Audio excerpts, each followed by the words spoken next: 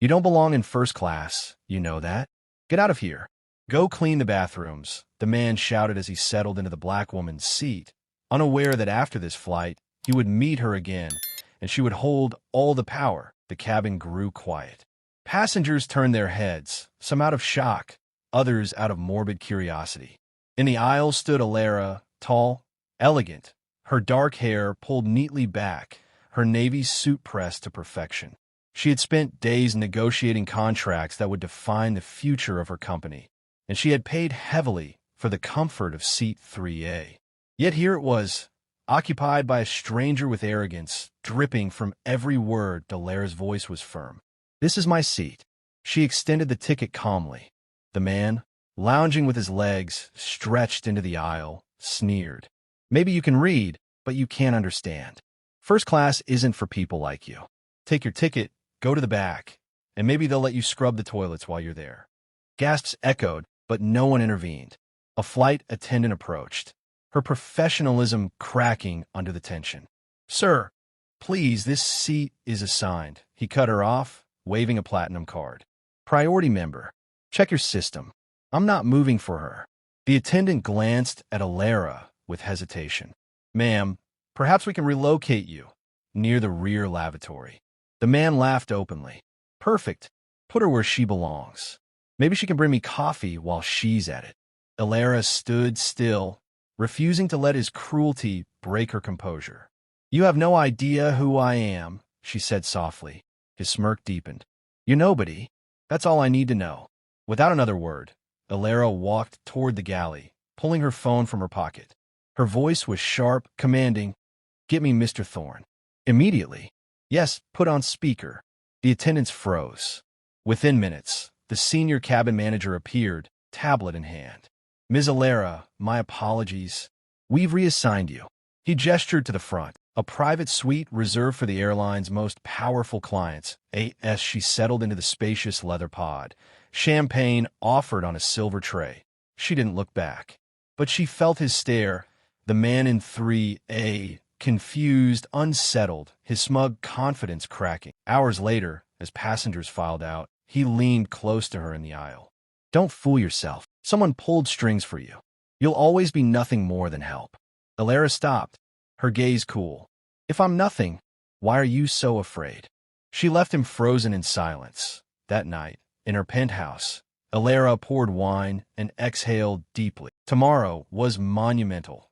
The first day as CEO of Ravenwood Global, one of the nation's most powerful corporations.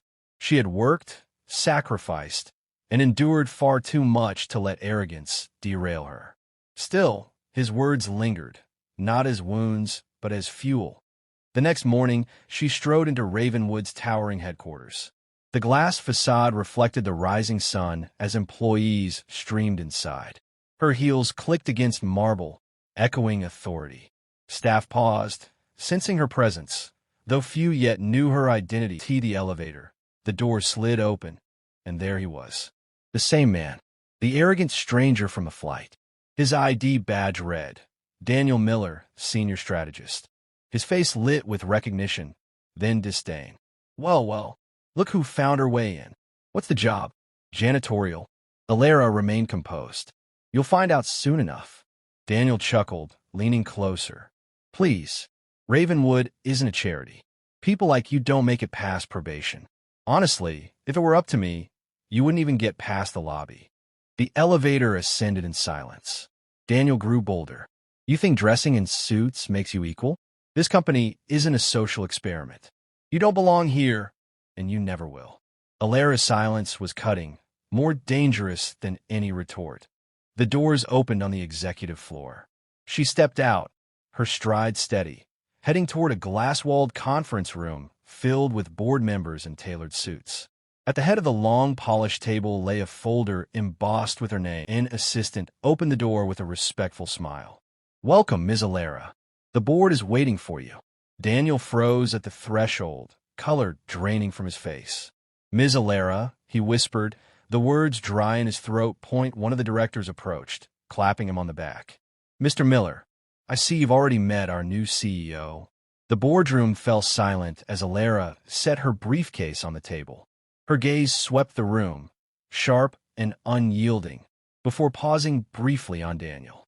His arrogance had evaporated, replaced by disbelief. For the first time, he understood. The woman he had mocked on the flight was the one person who now controlled his career. But Alara only allowed herself a faint, enigmatic smile. This was just the beginning.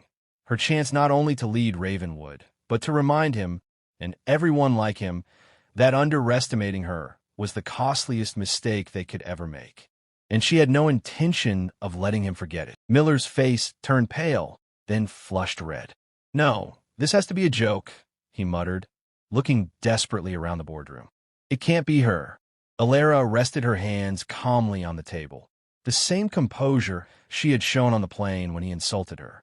"It's very real," she said evenly. "From today on, every project and decision will go through me." "This is ridiculous." Miller sputtered. "I won't take orders from." "Be careful, Mr. Miller," she cut in, her voice sharp but quiet. "You wouldn't want your first day under me to be your last here." The silence was suffocating. Miller swallowed hard. The power had shifted, and he knew it. What he didn't know was that Alara had been waiting for this day. Opening her folder, she continued as if nothing had happened. "Let's review the project's progress." Then her eyes locked on him. "I've reviewed the operations reports. There are serious inconsistencies." Miller tried to speak. "That has nothing to do with—" "Yes, it does," she snapped. "A leader who disrespects people cannot make sound decisions. That ends now." His anger simmered, but she silenced him with finality. "Consider this your formal warning." Miller shifted in his chair, trapped. Alara moved on smoothly, but everyone knew the battle between them had just begun. Toward the end, she added, "We need someone to oversee our most problematic branches." Executives exchanged wary looks. Everyone knew the assignment was a nightmare.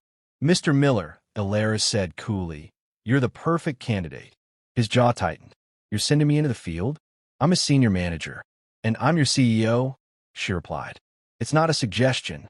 Miller's pride crumbled, but refusal in front of the board meant suicide. "Understood," he muttered. "Excellent.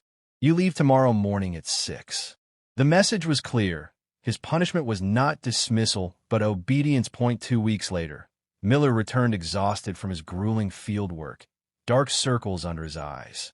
But Alara wasn't finished. At 8 the next meeting, she placed a slim folder on the table. "Mr. Miller," she began, her tone smooth, "given your performance, we've assigned you a new responsibility." He straightened. "I'm listening.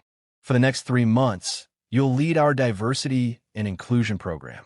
Training sessions will be mandatory, starting with you." A ripple of disbelief ran across the room. Miller blinked.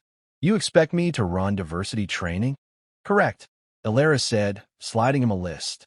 "Here are the cities, universities, offices, public forums. You'll speak on racial equality and workplace respect." The humiliation was surgical. The man who once mocked her now forced to preach the values he despised. "I will not," he began. "You can refuse," Alara interrupted, calm as steel. "But that will mean immediate dismissal. The board will know exactly why." The silence grew heavy. Miller's pride battled his fear. To stay meant surrender. To leave meant defeat. At last, he exhaled, stood, and gathered his folder. "I'll be submitting my resignation today." "As you wish," Alara replied, almost casual. "HR is already prepared." He left without looking back, the door closing with finality. Alara returned to her agenda as though nothing had happened. But deep inside, she knew justice had been served. She hadn't shouted, hadn't raised a hand. She had simply let karma play its part. The room remained still, every executive realizing a shift had taken place. Alara sat serene, knowing this was just the beginning. A new chapter had opened, and she would lead it with strength. The strength of someone who had once been underestimated and now held the power in her hands.